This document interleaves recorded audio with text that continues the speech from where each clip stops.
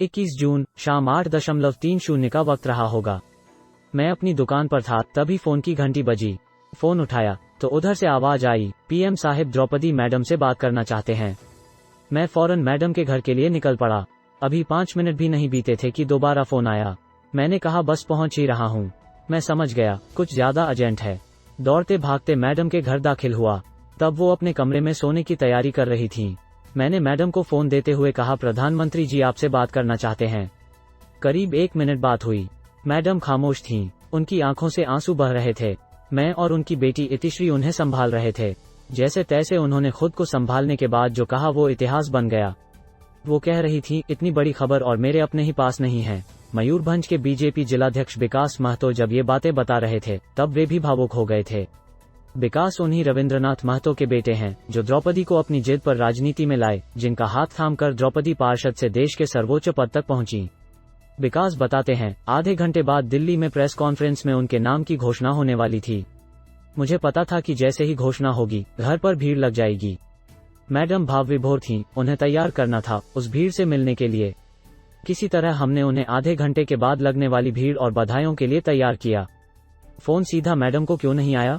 विकास कहते हैं, उनके घर के भीतर सिग्नल में थोड़ी दिक्कत है, कभी कभी फोन नहीं लगता। शायद उस दिन भी ऐसा ही हुआ हो। पीएमओ में मेरा नंबर पहले से मौजूद था। गवर्नर रहते हुए मैडम के पा की तबीयत बिगड़ गई थी। तब मैं आखिरी के 6 महीने जुलाई 2021 से लेकर दिसंबर तक उनका पा भी रहा, इसीलिए शायद मेरे पास पीएमओ से फोन आया।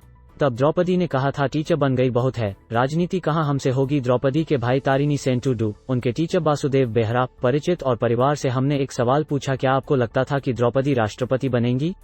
बेहरा कहते हैं, भरोसा था कि वो मैट्रिक पास करेगी और टीचर बनेगी, लेकिन राष्ट्रपति बनेगी ऐसा तो सपने में भी नहीं सोचा था। उनके भाई और दूसरे लोगों का भी कमोबेश जवाब कुछ ऐसा ही था। वो टीचर बनी भी। साल 1997 में रविंद्रनाथ महतो ने द्रौपदी के पति श्यामचरण मुर्मू से कहा, राजपुर के वार्ड 2 के काउंसलर पद का चुनाव द्रौपदी को लड़ना चाहिए, हम सब उनका साथ देंगे। तब रविंद्रनाथ बीजेपी के जिलाध्यक्ष थे, वकालत भी करते थे और इलाके में उनका अच्छा खासा नाम था।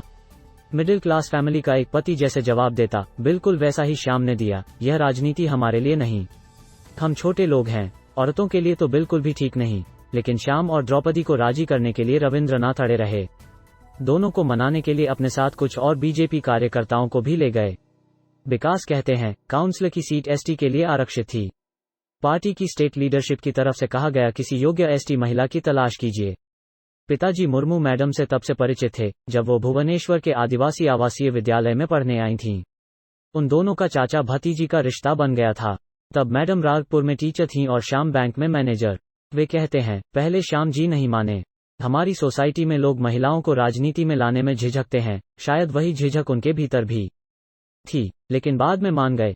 इसके बाद मैडम चुनाव लड़ी और जीत भी गईं। रविंद्रनाथ महतो से द्रौपदी का चाचा भतीजी का रिश्ता कैसे बना? ओडिशा सरकार में सांसद और पूर्व मंत्री कार्तिक मांझी और द्रौपदी मुर्मू दोनों का जन्म मयूरभंज जिले के ऊपरबेड़ा गांव में हुआ था। कार्तिक मांझी ही वो शख्स हैं जिन्होंने द्रौपदी का दाखिला भुवनेश्वर के आदिवासी आवासीय विद्यालय में करवाया था। द्रौपदी जिस बैकग्राउंड से आती हैं, वहां उस वक्त जनजाति प्रमाण पत्र जैसे डॉक्यूमेंट बनवाना और फिर भुवनेश्वर जैसी बड़ी जगह में दाखिला पाना मुश्किल काम था।